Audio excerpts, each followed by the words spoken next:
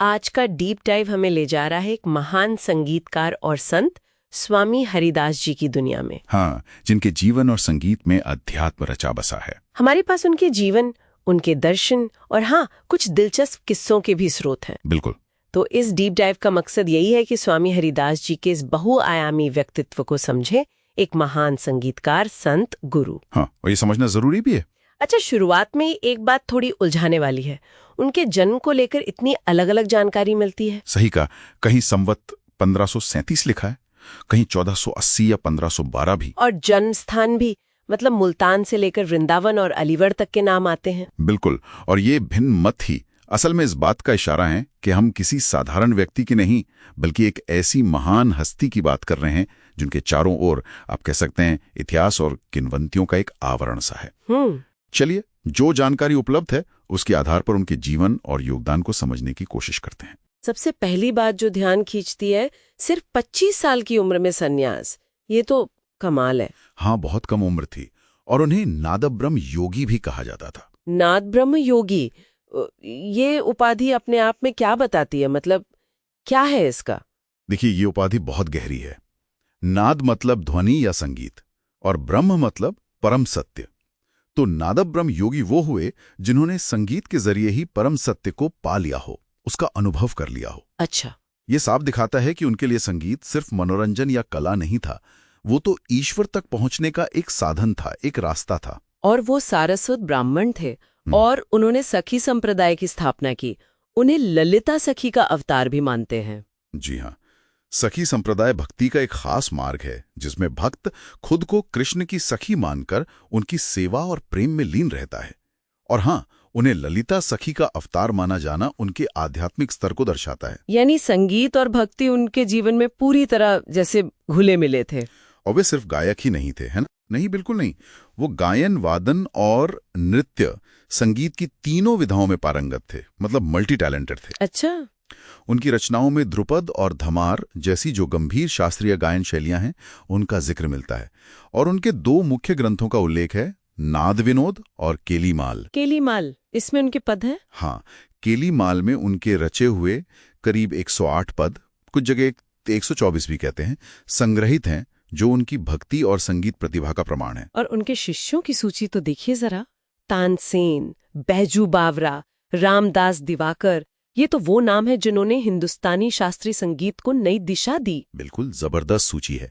ये दिखाता है कि गुरु के रूप में उनका प्रभाव कितना गहरा और सीधा था। हाँ, ये तो है। और ये प्रभाव सिर्फ उनके समय तक ही नहीं रहा। आज भी देखिए, मुंबई और वृंदावन में उनकी याद में स्वामी हरिदास संगीत सम्मेलन होते हैं। ये उनके स्थायी महत्व को दिखाता है। सही बात है। उनका मानना था कि संगीत और भक्ति से आत्मा शुद्ध होती है, मन साफ होता है और ईश्वर मिलते हैं। कोई प्रशंसा, कोई राज दरबार, ये सब उनके लिए मायने नहीं रखता था। और इसी निस्वार्थ भक्ति और संगीत की दिव्यता से जुड़ा वो मशहूर किस्सा है अकबर और तानसेन वाला, है ना? हाँ, वही प्रसिद्ध किस्सा। कहते हैं कि अकबर तानसेन का गाना सुनकर इतने प्रभावित हुए कि भाई उनके गुरुजी कैसा गाते होंगे, ये सुनने की इच्छा हुई। पर तानसेन ने कहा कि स्वामी जी तो बस अपने ठाकुर जी के लिए गाते हैं। हाँ, या फिर एकांत में किसी राजा महाराजा के लिए नहीं। तब अकबर भेस बदलकर तानसेन के साथ उनकी कुटिया पहुंच गए और वहां तानसेन ने जानबूझकर एक पद गलत गाया। बिल्कुल। योजना यही थी कि गुरुजी टोकेंगे और सही करके सुनाएंगे। और जैसे ही स्वामी हरिदास जी ने गाना शुरू किया, कहते हैं अकबर तो बस सुध बुध खो बैठे, एकदम मंत्रमुग्ध। बाद में जब स्वामी जी को पता चला तो वो थोड़े नाराज भी हुए कि भाई छिप कर क्यों सुना, मांग लेते तो सुना देते। फिर अकबर ने उन्हें एक बहुत कीमती हार भेंट करना चाहा। और तब हुआ वो चमत्कार वाला हिस्सा, है ना?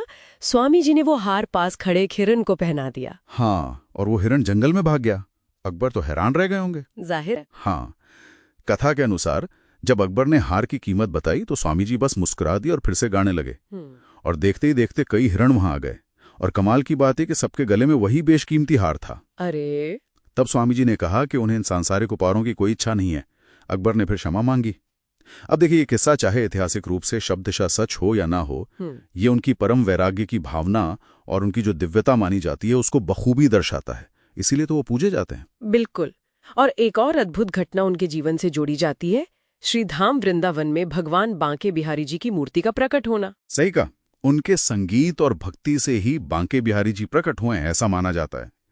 ये घटना उनके आध्यात्मिक कद का सबसे बड़ा प्रमाण मानी जाती है और आज भी लाखों भक्तों की आस्था का केंद्र है। सच में। उनका प्रभाव उत्तर भारतीय संगीत पर इतना गहरा है कि कुछ लोग तो ये भी कहते हैं कि उत्तर भारत का जो शास्त्रीय संगीत है वो एक तरह से उन्हीं की देन है। तो कुल मिलाकर इस डीप डाइव से स्वामी हरिदास जी की जो एक तस्वीर उभरती है वो एक महान संगीतकार की तो है ही, साथ ही एक गहरे संत, एक प्रभावशाली गुरु और कहीं ना कहीं दिव्य शक्तियों से संपन्न व्यक्तित्व की भी है। हाँ बिल्कुल, संगीत उनके लिए कला से कहीं ज्यादा था।